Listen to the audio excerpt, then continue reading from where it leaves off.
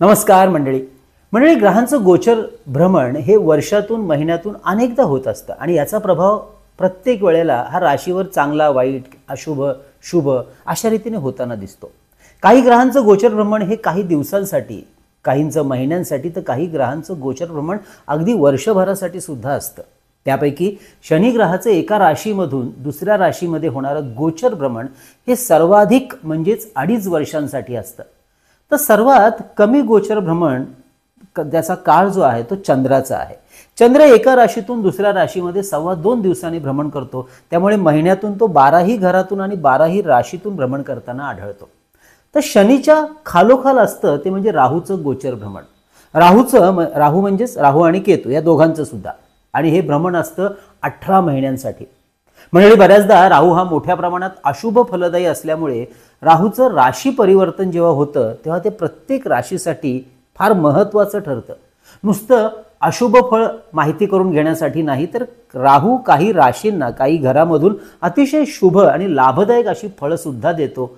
त्यामुळेच आपल्याला आजच्या भागामध्ये राहूच्या आणि केतूच्या गोचर भ्रमणाचा अभ्यास करायचा आहे. कारण राहू ऑक्टोबर महिन्यात आपलं राशी परिवर्तन करून सध्या तो मेष राशीमध्ये आहे आणि मेष राशीमधून गुरु ग्रहाच्या मीन राशीमध्ये म्हणजे मागच्या राशीमध्ये पदार्पण करणार आहे, तेही सलग 18 महिन्यांसाठी.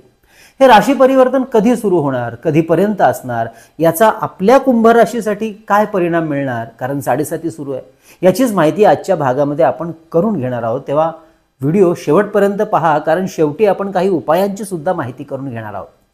मंडळी, हे राशी भविष्य आपण आपल्या चंद्र राशीनुसार म्हणजेच जन्म राशीनुसार माहिती करून घेत आहोत.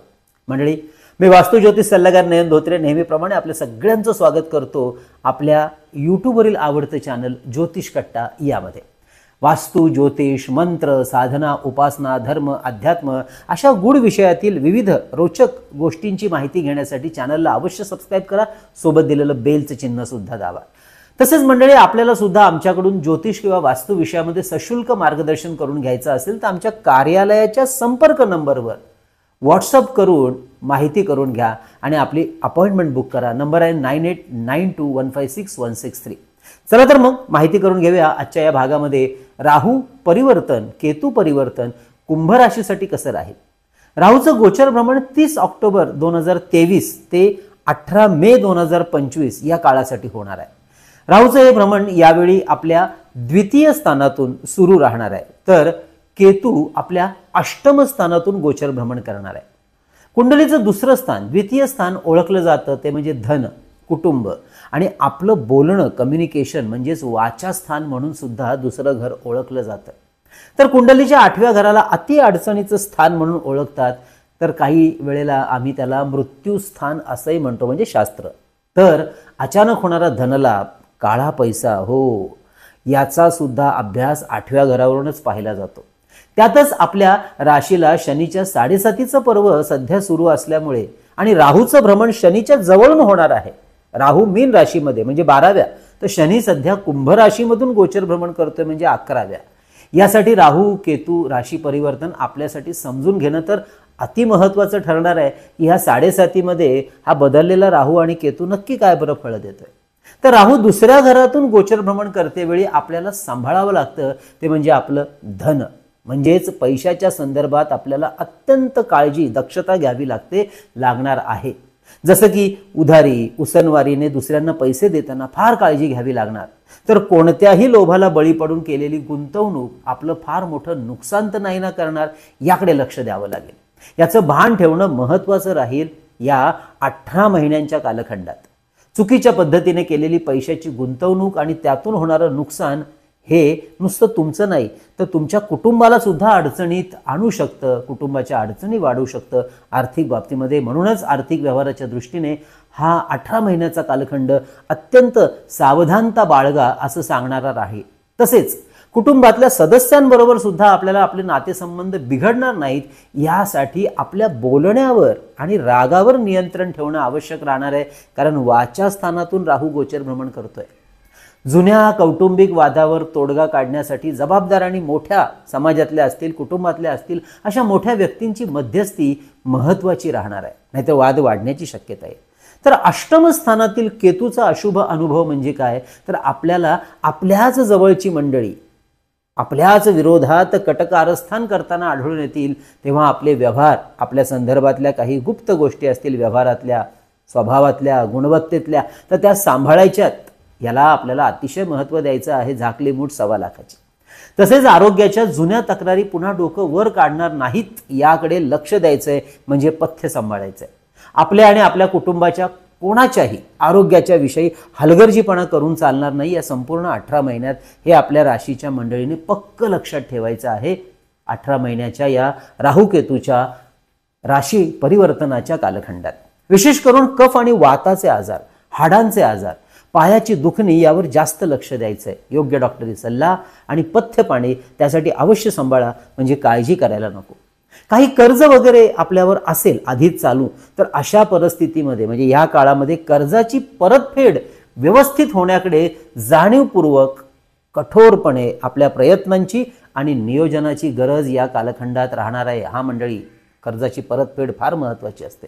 तसेच नकारात्मक विचार या काळात वाढू नये म्हणून अशा लोकांपासून आपल्याला लांब ठेवायचं आहे स्वतःला, जे सतत नकारात्मक वागतात, बोलतात, विचार करतात, सतत कटकारस्थान करण्यामध्ये, दुसऱ्यांना त्रास पोहोचवण्यामध्ये मशगूल असतात. अशा लोकांपासून, मग ते कुटुंबातले असतील, मित्रपरिवारातले असतील, त्यांच्यापासून लांब राहणं. त्यांच्याशी असलेले संबंध काही काळाकरता का होईना पण तोडलेले उत्तम राहतील अशा परिस्थितीमध्ये. नाहीतर त्यांच्यामुळे आपण अडचणीत येण्याचा प्रसंग निर्माण होतो, तेव्हा सांभाळा. या सर्व नकारात्मक बाजू आपण आधीच माहिती करून घेतल्या आपल्याला वाईट प्रभावापासून वाचवण्यासाठी. आता आपण राहू केतूच्या चांगल्या म्हणजे सकारात्मक बाजूंची सुद्धा माहिती घेऊया. हो, नुसते वाईट परिणाम नाही, चांगलेही मिळतात. कारण प्रत्येक ग्रहाला 2 बाजू असतात, एक चांगली आणि एक वाईट. म्हणजे हे ग्रहांचं गोचर भ्रमण याचं जे फळ आहे ते आपल्याला मूळ कुंडलीतील ग्रहमान कसे आहेत त्याच्यानुसार मिळतं. हे कधीच विसरू नका, विसरून चालणारही नाही. त्यामुळे आपल्या मूळ कुंडलीमध्ये राहू केतू शुभ राशीमध्ये उपस्थित असतील म्हणजे काय, तर राहू हा कन्या किंवा मिथुन राशीमध्ये असेल, केतू मीन, धनु, मकर या राशीमध्ये असेल, तसेच राहू किंवा केतूची सध्या महादशा सुरू असेल, अंतर्दशा असेल, विदशा असेल, तर अवश्य आपल्याला सकारात्मक परिणाम मिळतात. आणि मग हे सकारात्मक परिणाम काय बरं मिळतील, तर राहू हा शनीप्रमाणे फळ देतो आणि आपल्या राशीचा स्वामी ग्रह सुद्धा शनी आहे, ज्याचं गोचर भ्रमण सध्या आपल्याच कुंभ राशीतून म्हणजेच पहिल्या घरातून, लग्नस्थानातून सुरू आहे. लग्न म्हणजे शुभमंगल सावधान नाही, प्रथम स्थानाला लग्नस्थान म्हणतात, जे मुळातच शुभ समजलं जातं. शनीचं गोचर भ्रमण आपल्याला, आणि आता राहूचं धनस्थानातून होणारं गोचर भ्रमण आपल्याला एक चांगला इन्व्हेस्टर बनवण्यामध्ये मदत करतो. आपल्या गुंतवणुकीच्या अनुभवाचा सर्वात अधिक लाभ आपल्याला या कालखंडात त्यामुळेच मिळण्याचा हा राहू योग तयार करत आहे. तसेच जो धंदा, व्यवसाय अतिशय कमी भांडवलात आपण आधी सुरू केला होता, त्या व्यवसायात योग्य पद्धतीने वाढ होताना तर दिसेलच, परंतु आपण विचार केला नसेल इतकं व्यावसायिक यश मिळून आर्थिक समृद्धी वाढण्याचा योग या 18 महिन्याच्या कालावधीत आपण अनुभवू शकाल राहू केतू परिवर्तनामुळे. आणि गुंतवणुकीचे नवीन मार्ग सुद्धा आपल्याला समृद्धीच्या मार्गावर नेण्यासाठी खूप चांगल्या प्रकारे मदत करतील. राहू केतूचा सर्वात मोठा सकारात्मक परिणाम म्हणजे आपलं आत्मिक आणि मानसिक बळ अत्यंत मोठ्या प्रमाणात वाढवायला हे मदत करतात. त्यामुळे जिथे मोठं काम, जबाबदारीचं काम, जोखमीचं काम हातात घ्यायला इतर मंडळी घाबरतात, ते काम आपण हातातही घेता आणि यशस्वीपणे आपल्या बुद्धी कौशल्याच्या जोरावर पूर्ण करून सुद्धा दाखवण्याची धमक आपल्यामध्ये या काळात जरा अधिकच निर्माण झालेली दिसते. किंबहुना ही संधी आपण सोडत नाही. आत्तापर्यंत घेतलेले कष्ट आणि संघर्ष या काळामध्ये आपल्याला चांगले, लाभाचे आणि यशकीर्तीचे फळ द्यायला लागायला लागतात. परंतु हे सगळं जरी खरं असलं तरी या काळामध्ये मात्र आपल्याला अति आत्मविश्वास धोक्यात आणू शकतो. म्हणून हे सगळे निर्णय योग्य नियोजन करून, संयम ठेवून आणि योग्य व्यक्तींचं योग्य मार्गदर्शन घेऊनच करायचं आहे, हे कृपया विसरू नका. या संपूर्ण कालखंडात धनस्थानातील हा राहू आपल्यामधील प्रलोभन, लालच, उतावळेपणा वाढवतो आणि व्यवहारामध्ये नुकसान करतो. यासाठी या सगळ्या गोष्टींपासून आपल्याला स्वतःला वाचवायचं आहे. हे अगदी आपण व्हिडिओच्या सुरुवातीला सुद्धा अभ्यासलंय आणि म्हणून स्वतःला या सगळ्या गोष्टींपासून दूर ठेवा, वाचवा. आपली नोकरी आणि व्यवसायातील प्रगती थांबून राहिली आहे. आपण यशकीर्ती मिळवण्यासाठी मागे पडत आहोत, अशा परिस्थितीमध्ये जर आपण सध्या तोंड देत असाल तर अवश्य आपल्याला आपलं आत्मचिंतन करण्याचं फार महत्त्व ठरणार आहे. कारण आपल्यात काय कमतरता आहे ती आपल्याला शोधायची, आपल्यासाठी काय चांगलं आहे काय वाईट आहे ह्याची पुन्हा बारकाईने विचार करून चिंतन करून त्यावर योग्य मार्गदर्शन घेऊन मार्ग शोधणं, स्वतःला अपग्रेड करणं, यासाठी सुद्धा हा कालखंड आपल्याला वापरायचा आहे. त्याचा निश्चित चांगला प्रभाव भविष्यात आपल्याला यशस्वी आणि कीर्तिवान समृद्धिवान बनवण्यास मदत करेल. कारण राहू कठोर परिश्रम आणि प्रयत्न या गोष्टींना नेहमीच मदत करतो आणि यश सुद्धा देतो. नुसतं भाग्यावर अवलंबून न राहता आपल्यामधील गुणवत्तेवरती काम करून स्वतःला यशाच्या शिखरावर नेण्यासाठी हा राहू केतू राशी परिवर्तनाचा कालखंड आपल्याला सगळ्या बाजूने मदत करणारा राहणार आहे, हे कृपया विसरू नका.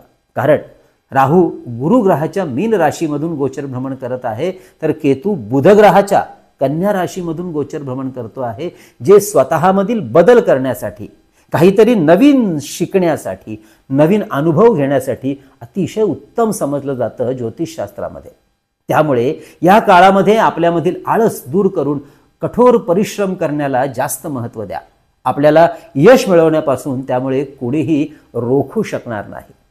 राहू केतूच्या या राशी परिवर्तनामध्ये आपल्याला शुभ परिणाम प्राप्त होण्यासाठी महालक्ष्मी अष्टक स्तोत्राचे रोज 5 तर शुक्रवार, अष्टमी, पौर्णिमा या दिवशी 16 पाठ अवश्य सुरू ठेवा. मंगळवार आणि शनिवार या दिवशी मारुतीचं दर्शन घेता आलं तर फार उत्तम. दर्शन घ्या, स्त्री पुरुष कुणीही घेऊ शकतात. त्यावेळेला आवर्जून एक प्रयोग करा, मंदिरात कुंकू किंवा शेंदूर अर्पण करा आणि हनुमान चालिसा किंवा भीमरूपी मारुती स्तोत्राचं पठण तर अवश्य करा. रोज केलं तरी उत्तम, कारण 7:30 सुद्धा आहे. तर मंडळी, ही होती आपल्या कुंभ राशीची माहिती. मंडळी, माहिती कशी वाटली अवश्य कळवा आणि जास्तीत जास्त लोकांपर्यंत आपले हे व्हिडिओ शेअर करत जा. तसेच मंडळी, आपल्या चॅनलमध्ये आपण दर महिन्याला प्रकाशित करतो ते म्हणजे प्रत्येक राशीचे म्हणजे 12 राशीचे मासिक राशी भविष्यफळ, हे सुद्धा अवश्य पाहत जा. काही महत्त्वाच्या व्हिडिओंची राहू संदर्भातली लिंक खाली डिस्क्रिप्शनमध्ये दिलेली आहे, ते व्हिडिओ सुद्धा अवश्य जाणून घ्या. मंडळी, आपल्या ज्योतिष कट्टाच्या वतीने आपण जी 2 पुस्तकं प्रकाशित केली त्यापैकी विविध स्तोत्र आणि मंत्र यांचं संकलित केलेलं आणि ह्या स्तोत्र आणि मंत्रांचा वापर कसा करावा याची सुद्धा माहिती संकलित केलेलं अतिशय सुंदर पुस्तक चैतन्य लहरी भारतामध्ये आपण कुठे असेल मागवायचं असेल तर आमचा कार्यालयाचा नंबर 9892156163 यावर 331 रुपये फोन पे करून त्याचा स्क्रीनशॉट, तुमचा संपूर्ण पत्ता, पिन कोड नंबर आम्हाला याच नंबरवरती व्हॉट्सअप करून पुस्तक आपण भारतात कुठेही मागवू शकता. म्हणजे फोन पे करायचंय, गुगल पे कृपया करू नका. आणि याच पद्धतीने सप्तशती गुरुचरित्र सारा हा ग्रंथ सुद्धा मागवण्यासाठी 151 रुपये गुगल पे करा. परमपूज्य टेंभे स्वामी महाराजांनी लिहिलेला अतिशय सुंदर ग्रंथ. तसेच शुभ मुहूर्तावर अभिमंत्रित आणि सिद्ध केलेली विविध ग्रहांची यंत्र, रुद्राक्ष, तर विद्यार्थ्यांसाठी केलेलं गणेश रुद्राक्ष, सिद्धी गणेश यंत्र, सरस्वती यंत्र, तर आपल्या ऐहिक सुखासाठी कार्यालयात आणि वास्तूत ठेवता येण्यासारखं श्रीयंत्र, वास्तुदोष निवारण यंत्र, मेरू श्रीयंत्र, लक्ष्मी कवडी, अन्नपूर्णा यंत्र, कुबेर यंत्र यांची सुद्धा माहिती घ्या. आपल्याला मागवायचं असेल तर आपल्या व्हॉट्सअप नंबरवरून. तर मंडळी, आजचा हा व्हिडिओ कसा वाटला अवश्य कळवा. पुढच्या भागामध्ये आपण राहूची जी माहिती घेणार आहोत ती 12व्या राशीची म्हणजे मीन राशीची काय बरं फळ देणार, तोपर्यंत कळावे लोभाय असावा. धन्यवाद.